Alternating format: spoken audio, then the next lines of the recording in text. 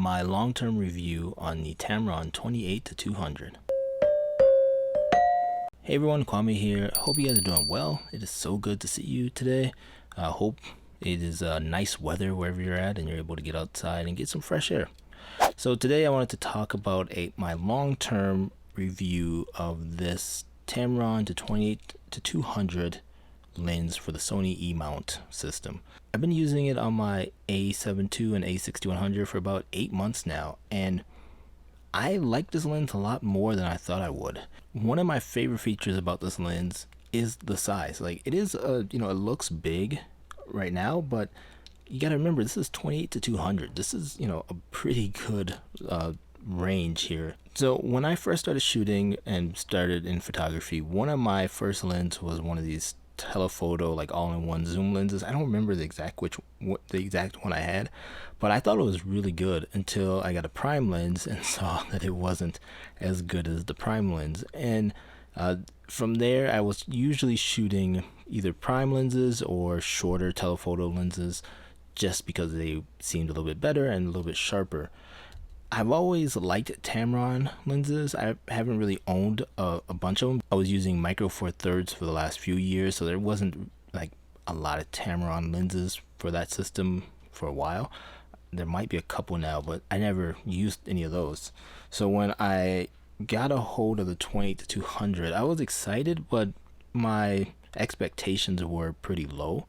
However, it's been an amazing lens. First of all, you get a 28 at f2.8, so you get a really wide open and fairly wide angle lens. And so if you need to do like indoor low light shots or night shots where the light isn't as good, f2.8 on a full frame camera or even the A6100 works really well. And at the long end you have 200. So for me, this is the perfect travel lens. This is the perfect, we're going for a hike, going for a walk type of lens. And this is a lens that I could bring with me someplace and just have one lens, one camera, and keep it super simple. I would be fine with this lens. The image quality out of this lens has been unbelievable. It's been a lot better than I thought it would be. Now it's not, is it like professional level f1 f1.8 f1.4 type glass? No, it's not like that. But for people like myself, and I'm guessing people who watch this channel, this is a great lens. You could buy this lens and keep it for many years, and while upgrading your camera body. I really think this is going to be a good investment for a lot of people. Now, the way that I use this lens is, I don't know, different, but I use it several different ways. If we're going out for a hike, I will set the aperture to f5.6 and know that I don't have to worry about the aperture changing if I'm at 28 or at 200. And usually, I'm at those higher aperture stops anyways, because I want more things in focus. So I'm usually like f8, f9, especially if you're doing landscape photography. So it's perfectly fine to just leave your aperture at a certain level and just use it like that. So if you set it to f5.6, you can think of this as a 28-200 f5.6 lens. It's really good. The other thing that I love about this lens is the close focusing. Now, you can get macro-like shots. I would not call this a macro lens by any means. That's something Tamron does really well, is a close focusing distance on their lenses. So I really do like having that.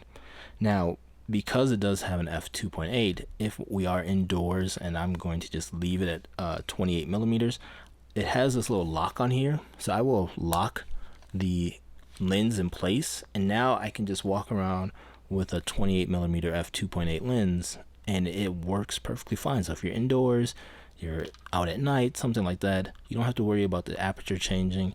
You don't have to worry about the lens like accidentally creeping or anything like that and changing your aperture. So in that sense, you're getting a really good wide angle-ish lens. A lot of people like 28 millimeters for street photography or 35 for street photography. The nice part is you have both on here, so you can use 28 f2.8 if you need to, or you can go to 35. It will go to like 3.5, but it'll still be fine. You just won't be able to lock it at 35 millimeters, so it might move on you a little bit here and there, but nothing too big of a deal. After owning this for 8 months, I really do recommend this lens. Now, it's not the perfect lens, and you know, it's not weather sealed or anything like that, I don't believe, but I have taken it out in the snow, like light snow, light rain, and you know, I haven't worried too much about it.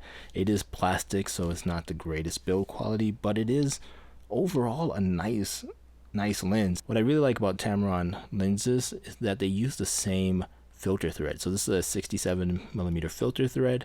So if I get like the 17 to 28, which I might be picking up, that same filter thread, so I have an ND filter that will go on here, will also work on that lens too, and I don't have to worry about getting an adapter or a step up ring or anything like that. It just same filter for both of these lenses. 28 millimeters isn't the widest angle lens, so if I really want something wide, I have been using the Samyang 24 millimeter f2.8 lens.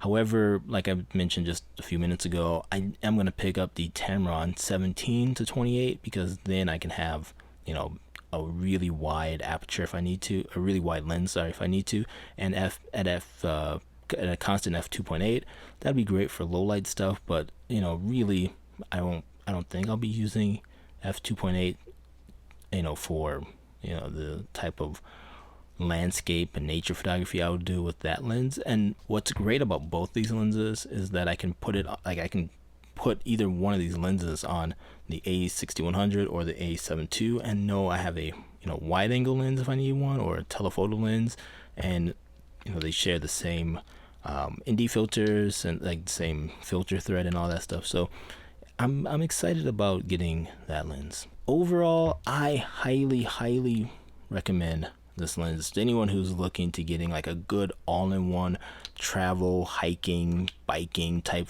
lens. This is a really good lens to get. You know, again, 28 to 200, you're getting really good optics, you're getting really good macro-like photography, getting clear images. Overall, it's just a really good lens. No, it's not, you know, a G Master lens or anything like that, but it's a lot cheaper than a G Master lens. I think at the time of making this video, it's under $700, which is really good. And you're still getting like a 2.8 if you need that. Like, if you need something in low light, you lock it off at 28 millimeters, and now you have a 28 2.8 that you can go and take pictures with. Let me know down in the comments, do you guys have this lens? Do you know, what do you think of this lens? You know, if you do have it, I would love to hear from you. I will also have a link down below to all the pictures you've seen in this video, so if you want to see them up close or zoomed in or something like that, I'll have a link to that on my website. Thank you as always for watching this video. If you made it this far, I hope you can hit the like and subscribe button. That would help me out quite a bit, and I will see you next video. Talk to you later. Bye bye.